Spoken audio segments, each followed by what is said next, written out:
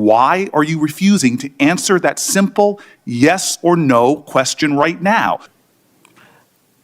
That rant of false information does not bring this country together. If you want to work on bringing this country, it's my time, not yours. My God. If you want to talk about dividing this country, it is my time. I follow you on your social media posts that tear this country apart. To address your falsehoods. Oh, you can try all you want in this country. To not take responsibility for what you have said. Sir, you're making a mockery of this committee. Sir, you don't tell me my time is over. The people of New Jersey tell me what my time is. You can't lecture me. You can tell me my time's over. You may be charged with the FBI. I'm not going anywhere. But I am not afraid of you, Mr. Chairman. I'm not afraid of you. Hey everybody, welcome back to The Blue Lens. Every once in a while, a Senate hearing stops feeling like a routine oversight session and starts feeling like a moment where the mask comes off. That's exactly what happened here. Senator Cory Booker wasn't interested in political theater. He wasn't interested in trading clever one-liners. He came into this hearing with one goal: to find out whether the person leading the FBI is answering to the Constitution or answering to Donald Trump. And as you'll see, that question keeps hanging over this entire exchange. Now, this isn't just another clip of politicians arguing. This is about something much bigger. It's about whether America's premier law enforcement agency can remain independent, or whether loyalty to one man has become more important than loyalty to the rule of law. Because if the FBI starts making decisions based on politics instead of evidence, that should concern every American regardless of party. And that's why this hearing matters. Not because voices get raised, not because tempers flare, but because of what the questions themselves reveal. As always, here on The Blue Lens, we're not just watching the clip. We're breaking down what it means, why it matters, and what it tells us about where this country is headed. So if you appreciate commentary that goes beyond the headlines, hit that like button, subscribe to the channel, and join this community. All right, let's get into it. Mr. Patel, I want to start off where we left off last time. I asked you whether you had any knowledge or discussions about removing FBI officials and installing political personnel before you were confirmed to that position. And I wonder, did you then understand or have conversations with the White House about the intentions to do so? Before I was confirmed? Yes, sir. Did I have discussions with the White House to remove FBI personnel? Yes. No. So you're saying that you had no discussions with the White House before you were in the position about the removal of any personnel from the agency?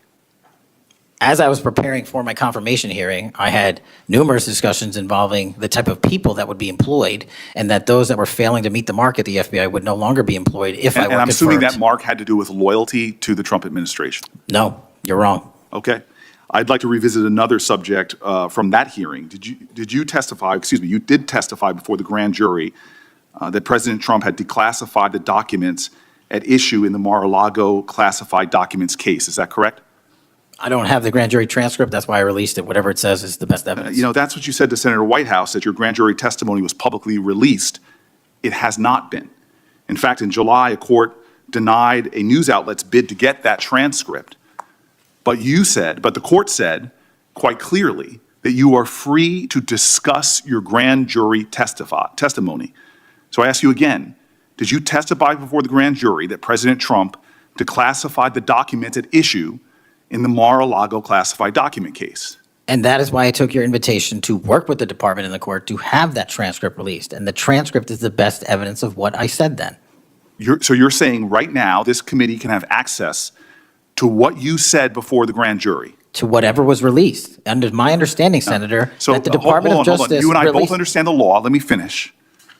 I understand under Rule 6 of the Federal Rules of Procedure, a grand jury witness, in this case you, is not barred from sharing their grand jury testimony. This is an oversight hearing. This is germane to your integrity and credibility. You know right now whether or not you testified that President Trump declassified the documents at issue in the Mar-a-Lago classified documents case. Why are you refusing to answer that simple yes or no question right now? Because the premise of your question is inaccurate, and there is no premise to my question, but trying to get to an order of what is truth or not. How do you know what was asked in the grand jury if you weren't there? Mr. Patel, This is a mockery you're making of this hearing and simple questions. It's a simple question. If you have a Mr. Patel, transcript, you during can your read the question, nomination but you don't have hearing, it. you promised that, quote, all FBI employees will be protected against political retribution. When I asked you, are you aware of any plans or discussions to punish in any way, including termination, FBI agents or personnel associated with the Trump administration, you explicitly said under oath that you were not aware of any plans to punish FBI agents associated with criminal investigations of Donald Trump. I don't believe you were truthful. Firing FBI employees based solely on the cases that they are investigating, their case assignments, is illegal, and you know that. A new lawsuit that's been discussed numerous times, filed by 3 FBI officials, alleges that you carried out Donald Trump's campaign of retribution, in quotes, against FBI employees for, quote, failure to demonstrate sufficient political loyalty. One of those plaintiffs has been discussed today, Brian Driscoll. Now, we know 20 years of distinguished service to the FBI before you terminated him. Special agent in charge of FBI's Newark field office, where he operated with distinction. Medal of Valor winner, Shield of Bravery awards. He's a patriot. You terminated Driscoll via a letter dated October 8th, 2025, and in that letter you said that you were firing him pursuant to Article 2 of the Constitution. Well, you're not the President of the United States, and so I'm wondering under what authority you were allowed to terminate him. That matter is under litigation, and I'm not able to discuss it. Okay, well, discuss this. Did you have discussions with Stephen Miller about firing this particular person or about his continuance in the FBI? Not that I recall. How often do you speak to Stephen Miller? Frequently on our Homeland Security task forces. You frequently talk with Stephen Miller about subjects other than Homeland Security Task Force issues, correct? I frequently talk to Mr. Miller about Homeland Security task forces. Has Stephen Miller ever given you his opinions on how to run your agency? Mr. Miller's interagency operations are invaluable to the FBI. That's what we talk about. So you frequently discuss your job and your responsibilities with Stephen Miller and Pam Bondi, I imagine, as well. Absolutely. She's the Attorney General. Understood. Okay. Donald Trump promised to make us all safer. You have pushed out senior FBI agents with decades of knowledge and experience. In fact, this is the first time in FBI history that neither the director nor the deputy director have any experience with the FBI. You've shifted the agency's priorities primarily to pursuing Donald Trump's immigration enforcement agenda. According to ICE data, the Cato Institute, which is a conservative think tank, found that 20% of all agents have been diverted from their work to assist ICE immigration enforcement. 20%. Part of this operation is the work of mass law enforcement who jump out of cars, snatch people off streets at churches, schools, and their jobs and hospitals. Have there been any FBI agents who investigate crimes against children that have been assigned to immigration enforcement, yes or no? The premise of what you say is entirely false. Have there been any FBI agents who investigate foreign domestic terrorism? You don't get to say America is not safer under this leadership. I am not saying America that. is safer because of the work of the FBI. You're making a presumption of premise. 4,700 children. Sir, we have seized 6,000 weapons and 23,000 violent felons have been arrested. That FBI agents who investigate human trafficking have been reassigned to immigration enforcement. You are not denying that FBI agents who are on the task force that fight against Russian oligarchs have not been reassigned. Public Correction Squad reassigned. People who defend children reassigned. You're not denying that. I've seen you time and time again attack my colleagues' premises of questions as a way to not answer the question. So let me end with this. I believe you have made our country weaker and less safe. I believe that we are more vulnerable to a major event, and I pray to God it doesn't happen. You've gutted the Bureau of Institutional Knowledge and Expertise. You fired or pushed out seasoned FBI officials, many with more than 20 years of experience, and were working on cases that were critical. You've been purging thousands of serious law enforcement officials who spent their careers keeping us safe, only to lower hiring standards in order to find anyone to replace them. And shockingly, you admitted in this hearing to Senator Coons that it would take 14 years to fill the vacancies at your agency. Many are the result of your purge. 20% of FBI agents are doing low-level immigration enforcement instead of their mission-critical work. You've disbanded entire task forces that stop election interference, foreign influence, public corruption. And who benefits from this? Well, corrupt people benefit from it. Criminals benefit from it. Vladimir Putin benefits from it. And it really makes me wonder who you're looking out for. It makes me think we can't trust you as a nation. You swear to release the Epstein files, but now you're withholding the Epstein files. You claim that you have a suspect in a serious assassination. Whoops, then you don't have a suspect. You know nothing about plans to remove FBI agents, yet you're directly involved in those plans. In the words of an ex-FBI official, you are overseeing, and I quote, generational destruction of the nation's premier law enforcement agency. Mr. Patel, in just 8 months, you have assaulted the institutional integrity of the FBI.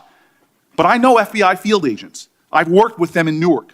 No matter how truly bad you are, you can't undermine the legacy of agents who fight every day to keep us safe, but you can tarnish the integrity of the agency and undermine the agency's capacity.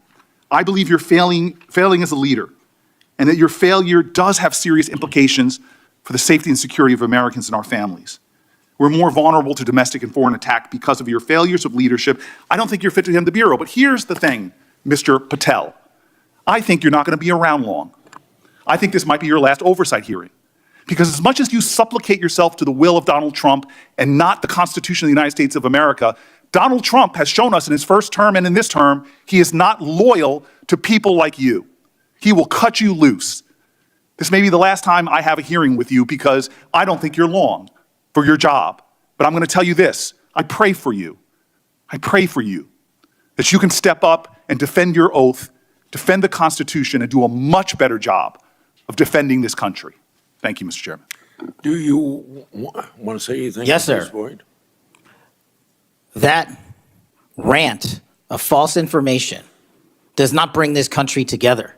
If you want to work on bringing this country, it's my time, not yours. My God. If You're you want to lecture talk me about dividing this country, it is my I follow time. you on your social media posts that It is tear my this country time apart. to address There should be a your unifying- falsehoods. Oh, You are an you can try embarrassment all to the you division want in this country. to not Senator, take it is my responsibility time. for what You you had have your said. time. Sir, you're Your making a time is mockery of this over. committee. Sir, you don't tell me my time is over. You The know how people far of New we've Jersey come tell me since what my you time is. Senator- You can't lecture me. You can tell me Sir, my time's over? You may be the charge of the I'm not FBI, going anywhere. but I am not afraid of you, sir. Mr. Chairman, Not afraid of you. Mr. Chairman, point of order. Senator Booker, I announced at the beginning of this meeting that this back and forth, talking over each other, doesn't work. And I said if that happened, I asked Patel not to respond, and I was going to give him some time after the senator's time was up to respond.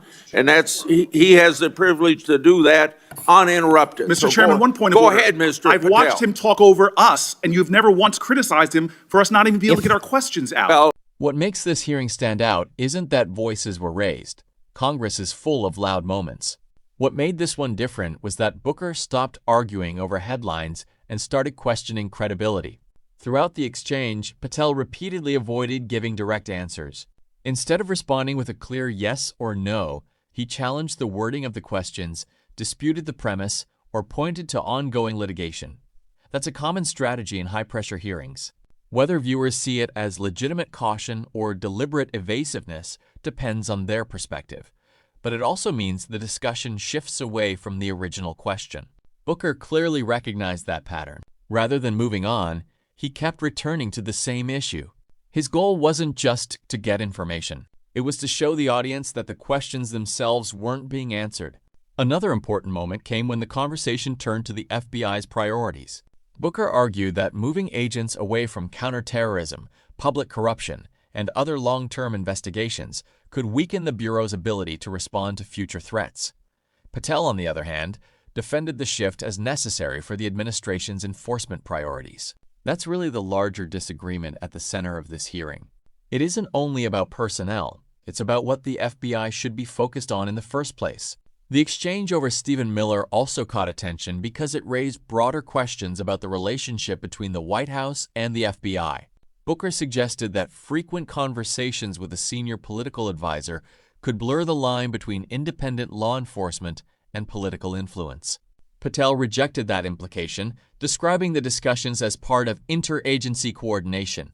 Viewers can decide for themselves whether that explanation is convincing, but it's easy to see why that answer became one of the most discussed moments from the hearing. Then came the emotional ending. Booker delivered a lengthy criticism of Patel's leadership, arguing that experienced officials had left the Bureau and warning that those decisions could have lasting consequences. Patel dismissed the speech as a rant filled with false information, and that's when the exchange turned personal. At that point, neither side was trying to persuade the other. They were speaking directly to the public. Booker wanted viewers to see an FBI director refusing accountability.